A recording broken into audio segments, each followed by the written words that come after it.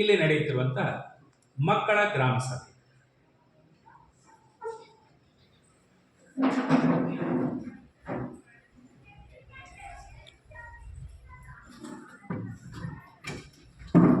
ಎಲ್ಲರಿಗೂ ನಮಸ್ಕಾರ. ನಾವಿಂದು 2025-26ನೇ ಸಾಲಿನ ಮೊದಲ ಹಂತದ ಗ್ರಾಮ ಸಭೆಯನ್ನು ಹಮ್ಮಿಕೊಂಡಿದ್ದೇವೆ. ಸಭಾ ನಿಯಮದಂತೆ ನಾಡಗೀತೆಯೊಂದಿಗೆ ಸಭೆಯನ್ನು ಪ್ರಾರಂಭಿಸೋಣ. ದಯಮಾಡಿ ತಾವೆಲ್ಲರೂ ಎದುರ್ಕೋಬೇಕು ಅಂತ ಹೇಳಿ ತಮ್ಮಲ್ಲಿ ಕೇಳ್ಕೊಳ್ತೇವೆ.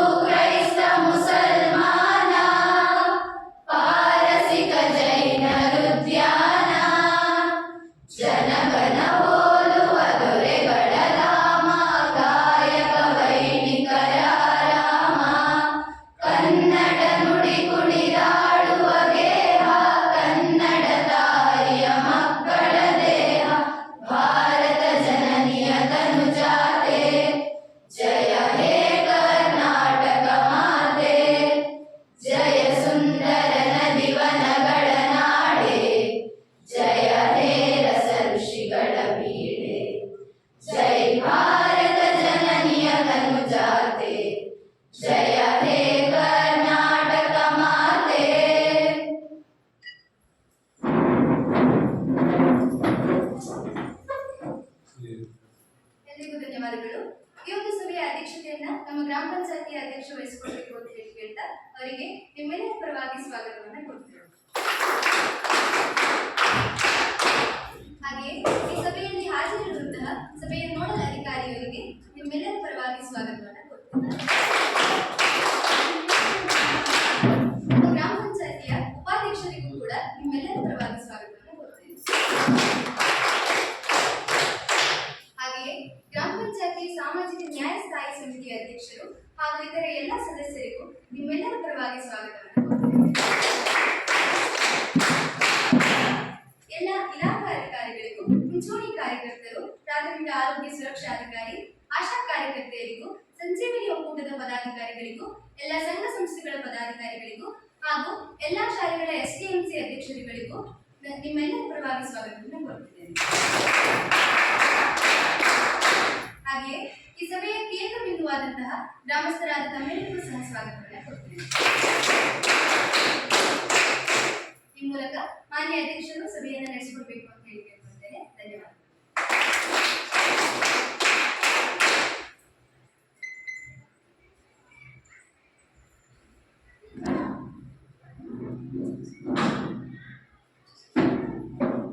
ಪಿಡಿಒರೇ, ಇಂದಿನ ಅನುಪಾಲನಾ ವರದಿಯನ್ನು ಮಂಡಿಸುವ ಮೂಲಕ ಸಭೆಯನ್ನು ಪ್ರಾರಂಭಿಸಿತು.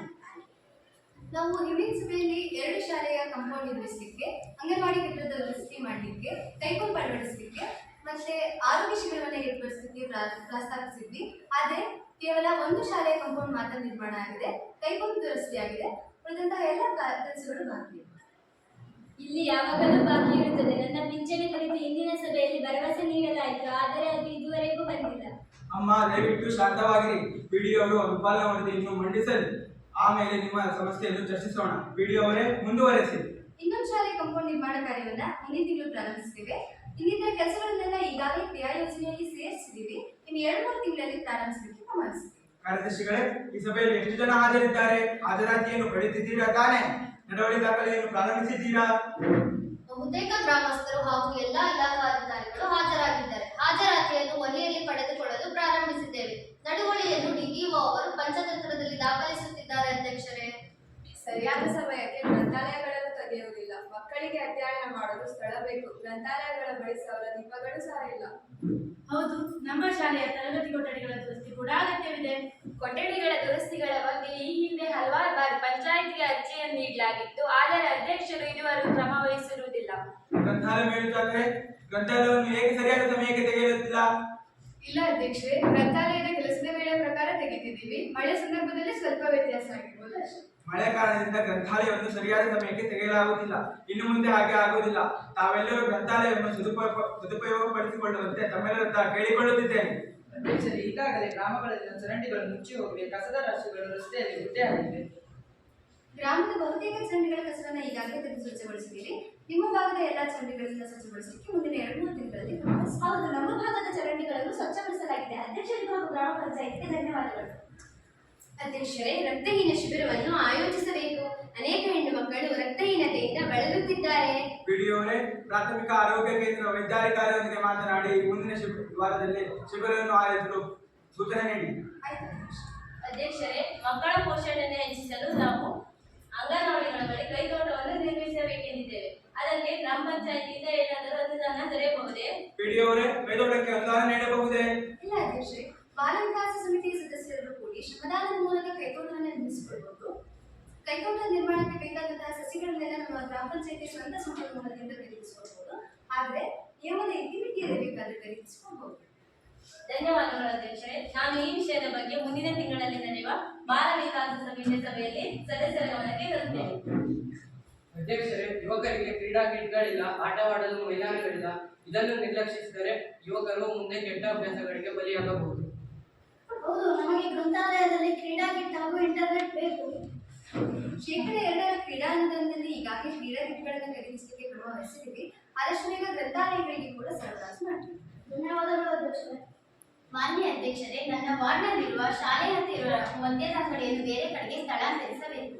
ಪಿಡಿಒರೇ, ಅಬಕಾರಿ ಇಲಾಖೆಯವರೊಂದಿಗೆ ಮಾತನಾಡಿ ಈ ಬಗ್ಗೆ ಕ್ರಮ ವಹಿಸಬಹುದಾ ನೋಡಿ. ಆಯ್ತು ಅಧ್ಯಕ್ಷರೇ. ಅಧ್ಯಕ್ಷರೇ, ಮುಂದಿನ ತಿಂಗಳು ಮುಂಗಾರು ಪ್ರಾರಂಭವಾಗುತ್ತದೆ. ನಮಗೆ ದ್ವಿದಳ ಧಾನ್ಯಗಳ ಬಿತ್ತನೆ ಬೀಜಗಳು ಲಭ್ಯವಾಗುತ್ತಿಲ್ಲ, ದಯವಿಟ್ಟು ಒದಗಿಸಿಕೊಡಿ. ಕೃಷಿ ಅಧಿಕಾರಿಯವರೇ, ತಮ್ಮ ಇಲಾಖೆ ಬಗ್ಗೆ ಏನು ಕ್ರಮ ವಹಿಸಲಾಗಿದೆ? ಮುಂದಿನ ವಾರ ಎಲ್ಲಾ ರೈತ ಸಂಪರ್ಕ ಕೇಂದ್ರಗಳಿಗೆ ಬಿತ್ತನೆ ಬೀಜಗಳನ್ನು ಸರಬರಾಜು ಮಾಡಲಾಗುವುದು. ಅಲ್ಲಿಂದಲೇ ರೈತರು ಬಿತ್ತನೆ ಬೀಜಗಳನ್ನು ಪಡೆದುಕೊಳ್ಳಬಹುದು. ಅಧ್ಯಕ್ಷರೇ, ಧನ್ಯವಾದಗಳು. ಅಧ್ಯಕ್ಷರೇ, ವೀಲ್ ಚೇರ್ ಬೇಕಾಗುವಂತಹ 4 ಜನ ವಿಶೇಷ ಚೇತನರಿದ್ದೇವೆ. ಅವಕಾಶವಿದ್ದರೆ ಗ್ರಾಮ ಪಂಚಾಯಿತಿ ವತಿಯಿಂದ ಕೊಡಿಸಿಕೊಡಿ. ಪಿಡಿಒರೇ, ಶೇಕಡ 20ರ ಅನುದಾನ ಕ್ರಿಯೋಜನೆಯಲ್ಲಿ ಇದನ್ನು ಅಳವಡಿಸಿಕೊಂಡಿದ್ವಲ್ಲ? ಹೌದು ಅಧ್ಯಕ್ಷರೇ, ಈಗಾಗಲೇ ಇದಕ್ಕೆ ದರಪಟ್ಟಿಯನ್ನು ಸಹ ಆಹ್ವಾನಿಸಿದ್ದೀವಿ. ಧನ್ಯವಾದಗಳು ಅಧ್ಯಕ್ಷರೇ. ಅಧ್ಯಕ್ಷರೇ, ಮಹಿಳಾ ಸ್ವಸಹಾಯ ಗುಂಪುಗಳ ಕೌಶಲ್ಯ ಮತ್ತು ಉತ್ಪನ್ನ ಮಾರುಕಟ್ಟೆಗೆ ಬೆಂಬಲಿಸಬೇಕು. ನಾವು ಕೂಡ ಆರ್ಥಿಕತೆಗೆ ಕೊಡುಗೆ ನೀಡುತ್ತೇವೆ. ವಿವಿಧ ಅನುದಾನಗಳನ್ನು ಒಗ್ಗೂಡಿಸಿ ಹಳ್ಳಿ ಸಂತೆ ನಿರ್ಮಿಸಲಿಕ್ಕೆ ಅವಕಾಶ ಇದೆ. ನಿಮ್ಮೆಲ್ಲರ ಒಕ್ಕೂಟದಿಂದ ಪಂಚಾಯತಿಗೆ ಅರ್ಜಿ ಸಲ್ಲಿಸಿದಲ್ಲಿ ಮುಂದಿನ ಕ್ರಿಯಾ ಯೋಜನೆಗೆ ಅದನ್ನು ಅಳವಡಿಸಿಕೊಳ್ತೇವೆ. ಧನ್ಯವಾದಗಳು ಅಧ್ಯಕ್ಷರೇ. ಬಾಲ್ಯ ವಿವಾಹದ ನಿಷೇಧದ ಕುರಿತು ಜಾಗೃತಿ ಮೇಳವನ್ನು ಆಯೋಜಿಸಲಾಗುತ್ತಿದೆ. ಈ ಬಗ್ಗೆ ಪಂಚಾಯತ್ ಕ್ರಮ ವಹಿಸಬೇಕು. ಮಹಿಳಾ ಮತ್ತು ಮಕ್ಕಳ ರಕ್ಷಣಾ ಕಾವಲು ಸಮಿತಿಯ ಸಭೆಗಳು ನಿರಂತರವಾಗಿ ಆಯೋಜಿಸುತ್ತಿದ್ದು, ಈ ಮುಂದಿನ ಸಭೆಯಲ್ಲಿ ಇದನ್ನು ಕ್ರಮ ವಹಿಸಲು ಸೂಚಿಸುತ್ತೇನೆ. ಧನ್ಯವಾದಗಳು ಅಧ್ಯಕ್ಷರೇ. ಅನುಸೂಚಿತ ಜಾತಿ ಮತ್ತು ಅನುಸೂಚಿತ ಪಂಗಡದ ಜನವಸತಿ ಪ್ರದೇಶಗಳಲ್ಲಿ ಸೋಲಾರ್ ಬೀದಿ ದೀಪಗಳ ಅವಶ್ಯಕತೆ ಇದೆ. ಪಿಡಿಒರೇ, ಶೇಕಡ 20ರ ಅನುದಾನ ಕ್ರಿಯೋಜನೆಯಲ್ಲಿ ಇದನ್ನು ಅಳವಡಿಸಿಕೊಂಡು ತುರ್ತಾಗಿ ಸೋಲಾರ್ ಮತ್ತು ಬೀದಿ ದೀಪಗಳನ್ನು ಅಳವಡಿಸಿಕೊಡಿ. ಅಧ್ಯಕ್ಷರೇ, ನಮ್ಮ ಗ್ರಾಮದ ಶಾಲೆಯಲ್ಲಿ ಬಹುತೇಕ ಮಂದಿ ಪ್ರತಿಭಾವಂತ ವಿದ್ಯಾರ್ಥಿಗಳಿದ್ದು ಇದನ್ನು ಉತ್ತೇಜಿಸಲು ವಿದ್ಯಾರ್ಥಿ ವೇತನೆಯನ್ನು ನೀಡಬಹುದೇ? ಪಿಡಿಒರೇ, ಇದಕ್ಕೇನಾದರೂ ಅವಕಾಶವಿದೆಯೇ? ಹೌದು ಅಧ್ಯಕ್ಷರೇ, ಶೇಕಡ 25ರ ಅನುದಾನದಲ್ಲಿ ಅನುಸೂಚಿತ ಜಾತಿ ಮತ್ತು ಅನುಸೂಚಿತ ಪಂಗಡದ ಮಕ್ಕಳಿಗೆ ವಿದ್ಯಾರ್ಥಿ ವೇತನ ನೀಡಲಿಕ್ಕೆ ಅವಕಾಶ ಇದೆ. ಹಿಂದುಳಿದ ವರ್ಗ ಮತ್ತು ಸಾಮಾನ್ಯ ವರ್ಗದ ಮಕ್ಕಳಿಗೆ ಮಕ್ಕಳ ಆಯವ್ಯಯದಲ್ಲಿ ಅವಕಾಶ ಇದೆ. ಹಾಗಿದ್ದರೆ ಮುಂದಿನ ವರ್ಷದ ಶೇಕಡ 25ರ ಅನುದಾನ ಕ್ರಿಯೋಜನೆಯಲ್ಲಿ ಮತ್ತು ಮಕ್ಕಳ ಆಯೋಗದಲ್ಲಿ ಇದನ್ನು ಅಳವಡಿಸಿಕೊಳ್ಳಿ ಮತ್ತು ಮಕ್ಕಳಿಗೆ ಇನ್ನೆರಡು ದಿನಗಳಲ್ಲಿ ಪ್ರಕಟಣೆ ನೀಡಲು ಸೂಚಿಸುತ್ತೇನೆ. ಆಯ್ತು ಅಧ್ಯಕ್ಷರೇ. ಪಿಡಿಒರೇ, ಈ ವರ್ಷ ಲಭ್ಯವಿರುವ ಸ್ವಂತ ಸಂಪನ್ಮೂಲ ಅನುದಾನಕ್ಕೆ ಕ್ರಿಯೋಜನೆಯನ್ನು ತಯಾರಿಸಲು ಸಭೆಗೆ ಪ್ರಸ್ತಾವನೆಯನ್ನು ನೀಡಿ. ಈ ವರ್ಷ ಅದು 15 ಲಕ್ಷ ಲಭ್ಯ ಇದೆ. ಗ್ರಾಮಸ್ಥರು ತಮ್ಮ ಬೇಡಿಕೆಗಳನ್ನು ಸಭೆ ಮುಂದೆ ಪ್ರಸ್ತಾಪಿಸಬೇಕು. ನಮ್ಮ ವಾರ್ಡ್ನಲ್ಲಿ ರಸ್ತೆಗಳು ತೀರಾ ಹದಗೆಟ್ಟಿದೆ. ಮರುಡಾಂಬರೀಕರಣಕ್ಕಾಗಿ ರೂಪಾಯಿ 5 ಲಕ್ಷವನ್ನು ಕಾಯ್ದಿರಿಸಿ. ನಿರ್ಜನ ಪ್ರದೇಶದಲ್ಲಿ ಮಹಿಳೆಯರು ಒಂಟಿಯಾಗಿ ಓಡಾಡುವುದಕ್ಕೆ ತೊಂದರೆಯಾಗಿದೆ. ಹಾಗಾಗಿ ಸಿಸಿಟಿವಿ ಮತ್ತು ಹೆಚ್ಚಿನ ಬೀದಿ ದೀಪಗಳನ್ನು ಅಳವಡಿಸಲು ಅನುದಾನವನ್ನು ಮೀಸಲಿಡಿ. ನಮ್ಮ ಭಾಗದಲ್ಲಿರುವಂತಹ ಕುಡಿಯುವ ನೀರಿನ ಬೋರ್ವೆಲ್ ನೀರಿನ ಪ್ರಮಾಣ ಕಡಿಮೆಯಾಗಿದೆ. ಹಾಗಾಗಿ ಹೊಸ ಬೋರ್ವೆಲ್ ಕೊಡೈಸಿಕೊಡಿ. ಅಧ್ಯಕ್ಷರೇ, ನಮ್ಮ ಶಾಲೆಯ ಕೊಠಡಿಗಳ ದುರಸ್ತಿಗೆ ಅನುದಾನವನ್ನು ಮೀಸಲಿಡಲು ಮರೆಯದಿರಿ. ಇಲ್ಲ, ಪಿಡಿ ಅವರೇ, ಕೊಠಡಿಗಳ ಅಭಿವೃದ್ಧಿಗೆ 6 ಲಕ್ಷ ಮೀಸಲಿಡಿ. ಅಧ್ಯಕ್ಷರೇ, ನಮ್ಮ ಗ್ರಾಮ ಸಾಮಾಜಿಕ ಶ್ರೇಣಕ್ಕೆ ಒಳ್ಳೆಯದಾಗುತ್ತಿಲ್ಲ. ಶಿಕ್ಷಣಕ್ಕಾಗಿ ಹೆಚ್ಚುವರಿ ಕೊಠಡಿಗಳ ಅಗತ್ಯವಿತ್ತು. ಅನುದಾನವನ್ನು ಮೀಸಲಿರಿಸಿಕೊಳ್ಳುತ್ತೇನೆ. ಪಿಡಿ ಅವರೇ, ಇದಕ್ಕಿರುವ 5 ಲಕ್ಷಗಳನ್ನು ಮೀಸಲಿಡಿ. ಇಲ್ಲ ಅಧ್ಯಕ್ಷೆ, ಇದಕ್ಕೆ ಮೀಸಲಿಟ್ಟಲ್ಲಿ ಕ್ರಿಯಾ ಯೋಜನೆ ಒಟ್ಟು ಮೊತ್ತ 20 ಲಕ್ಷದಷ್ಟು ಆಗುತ್ತೆ. ಬಟ್ ನಮ್ಮ ಹತ್ರ 15 ಲಕ್ಷ ಅಷ್ಟೇ ಇದೆ. ಹೌದಾ? ಪಿಡಿ ಅವರೇ, ಲಭ್ಯವಿರುವ ಅನುದಾನಕ್ಕಿಂತ ಹೆಚ್ಚಿನ ಬೇಡಿಕೆ ಬಂದಿದೆಯಾ? ಹಾಗಾದರೆ ಇದಕ್ಕೆ ಪರಿಹಾರವೇನು? ಸ್ವಂತ ಆದಾಯ ಮೂಲ ತುಂಬಾ ಕಡಿಮೆ ಇದೆ. ಇದು ಸುಧಾರಿಸಿದ್ರೆ ಪಂಚಾಯತ್ ಬಲಗೊಳ್ಳುತ್ತೆ. ಆಸ್ತಿ ತೆರಿಗೆ ಪರಿಷ್ಕರಣೆಯಾಗಿ ವರ್ಷಗಳೇ ಆಗಿದೆ. ಹಾಗಾಗಿ ಹೊಸ ತೆರಿಗೆ ನಿಯಮದ ಪ್ರಕಾರ ವಸೂಲಿ ಹೆಚ್ಚಾಗಿ ಆದಾಯ ಹೆಚ್ಚಾದ್ರೆ ಅನುದಾನ ಹೆಚ್ಚಾಗಿ ಗ್ರಾಮಸ್ಥರ ಎಲ್ಲ ಬೇಡಿಕೆಗಳನ್ನು ಹಂತವಾಗಿ ಪೂರೈಸಬಹುದು. ಪ್ರೀತಿಯ ಗ್ರಾಮಸ್ಥರೇ, ಪಿಡಿ ಅವರು ತಿಳಿಸಿರುವಂತೆ ತೆರಿಗೆ ಪರಿಷ್ಕರಣೆಗೆ ತಾವೆಲ್ಲರೂ ಸಹಕರಿಸಿ ಮತ್ತು ಗ್ರಾಮ ಪಂಚಾಯತಿಯ ಸ್ವಂತ ನಿಧಿಯನ್ನು ಬಲಗೊಳಿಸಲು ಕೈ ಜೋಡಿಸಿ. ಎಲ್ಲ ಗ್ರಾಮಸ್ಥರಿಗೂ ಧನ್ಯವಾದಗಳು. ಪಿಡಿ ಅವರೇ, ರು 15 ಲಕ್ಷಕ್ಕೆ ಕ್ರಿಯಾ ಯೋಜನೆಯನ್ನು ಸೀಮಿತಗೊಳಿಸಿ ಅಂತಿಮಗೊಳಿಸಿ. ರು 15 ಲಕ್ಷಗಳ ಕ್ರಿಯಾ ಯೋಜನೆ ಕೆಳಗಂಡಂತೆ ವಾರ್ಡ್ 2ರ ರಸ್ತೆಗಳ ಮರುಡಾಂಬರೀಕರಣಕ್ಕೆ ರು 3 ಲಕ್ಷ, ಮಹಿಳೆಯರ ಸುರಕ್ಷತೆಗೆ ಸಿಸಿಟಿವಿ ಅಳವಡಿಸಲಿಕ್ಕೆ ರು 2 ಲಕ್ಷ, ಹೊಸ ಬೋರ್ವೆಲ್ ಮತ್ತು ಮೋಟಾರ್ ಪಂಪ್ ಅಳವಡಿಸಲಿಕ್ಕೆ ರು 1.5 ಲಕ್ಷ, ಶಾಲಾ ಕೊಠಡಿಗಳ ದುರಸ್ತಿಗೆ ರು 3.5 ಲಕ್ಷ, ಆಯುಷ್ಮಾನ್ ಆರೋಗ್ಯ ಕೇಂದ್ರದ ಹೊಸ ಕೊಠಡಿಗಳಿಗೆ ರು 5 ಲಕ್ಷ. ಅಧ್ಯಕ್ಷರೇ, ನನ್ನ ಪಿಂಚಣಿ ವಿಷಯವನ್ನು ಮರೆತೇ ಹೋಗಲಿಲ್ಲ. ಇಲ್ಲಮ್ಮ, ಮರೆತಿಲ್ಲ ತಾಳು. ಬಿ ಅವರೇ, ಇವರ ಪಿಂಚಣಿ ಹೇಗೆ ತಡವಾಗಿದೆ ನೋಡಿ ಹೇಳುತ್ತೇನೆ ಅಧ್ಯಕ್ಷರೇ. ಅಮ್ಮ, ನೀವು ನಾಳೆ ಕಚೇರಿಗೆ ದಾಖಲೆಗಳ ಜೊತೆಗೆ ಬನ್ನಿ. ಆಯ್ತು ತಾಯಿ, ನಾಳೆ ನಿಮ್ಮ ಕಚೇರಿಗೆ ದಾಖಲೆ ಸಮೇತ ಬರುತ್ತೇನೆ. ಆದಷ್ಟು ಬೇಗ ನನ್ನ ಪಿಂಚಣಿ ಬರುವಂತೆ ಮಾಡಿಕೊಡಿ. ಖಂಡಿತವಾಗಿಯೂ ಸಹಾಯ ಮಾಡುತ್ತೇನೆ. ನಾಳೆ ಬನ್ನಿ. ಇನ್ಯಾರಿಗಾದರೂ ಏನಾದರೂ ಹೇಳೋದಿದೆಯಾ? ಕಾರ್ಯದರ್ಶಿಗಳೇ, ಹಾಗಿದ್ದರೆ ಸಭೆಯನ್ನು ಮುಕ್ತಾಯಗೊಳಿಸಿ.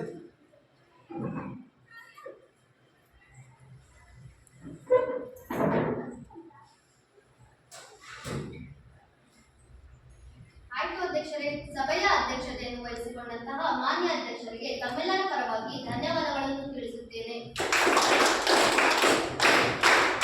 ಸಭೆಯಲ್ಲಿ ಹಾಜರಿದ್ದಂತಹ ನೋಡಲ್ ಅಧಿಕಾರಿಗಳು, ಉಪಾಧ್ಯಕ್ಷರು, ಸಾಮಾಜಿಕ ನ್ಯಾಯ ಸ್ಥಾಯಿ ಸಮಿತಿ ಅಧ್ಯಕ್ಷರು ಹಾಗೂ ಸಂಜೀವಿನಿ ಒಕ್ಕೂಟದ ಅಧ್ಯಕ್ಷರು ಮತ್ತು ಪದಾಧಿಕಾರಿಗಳು, ಎಲ್ಲಾ ಇಲಾಖಾ ಅಧಿಕಾರಿಗಳಿಗೂ ಮತ್ತು ನೆರೆದಿರುವ ಎಲ್ಲಾ ಗ್ರಾಮಸ್ಥರಿಗೂ ಧನ್ಯವಾದಗಳು.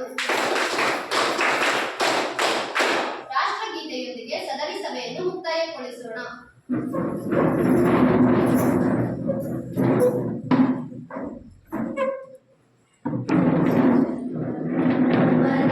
ವಿನಾಯಕ ಜಯ ಹೇ ಭಾರತ ಭಾಗ್ಯ ವಿಧಾತ, ಪಂಜಾಬ ಸಿಂಧು ಗುಜರಾತ ಮರಾಠ ದ್ರಾವಿಡ ಉತ್ಕಲ ಬಂಗ, ವಿಂಧ್ಯ ಹಿಮಾಚಲ ಯಮುನಾ ಗಂಗಾ ಉಚ್ಚಲ ಜಲಧಿ ತರಂಗ, ತವ ಶುಭ ನಾಮೆ ಜಾಗೆ, ತವ ಶುಭಾಶಿಷ ಮಾಗೆ, ಗಾಹೆ ತವ ಜಯ ಗಾಥಾ, ಜನಗಣ ಮಂಗಳದಾಯಕ ಜಯ ಹೇ ಭಾರತ ಭಾಗ್ಯ ವಿಧಾತ, ಜಯ ಹೇ ಜಯ ಹೇ ಜಯ ಹೇ ಜಯ ಜಯ ಜಯ ಜಯ ಹೇ.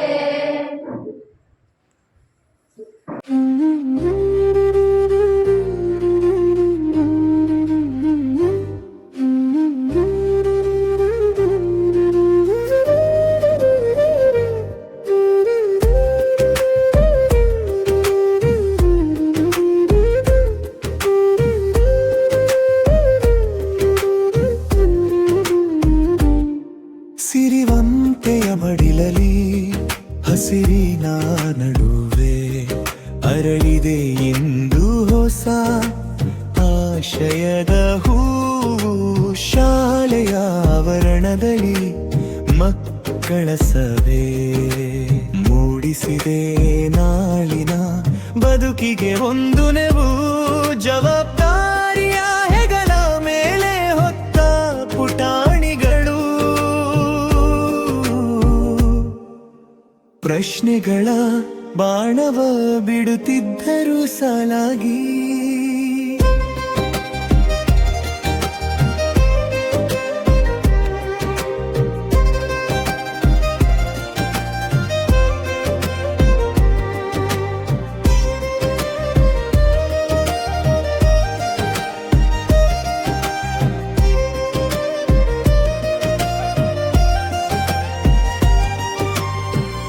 ಅಧಿಕಾರಿಯ ಸನ್ನಿಧಿಯಲಿ ಅಳುಕಿಲ್ಲದ ಮಾತುಗಳು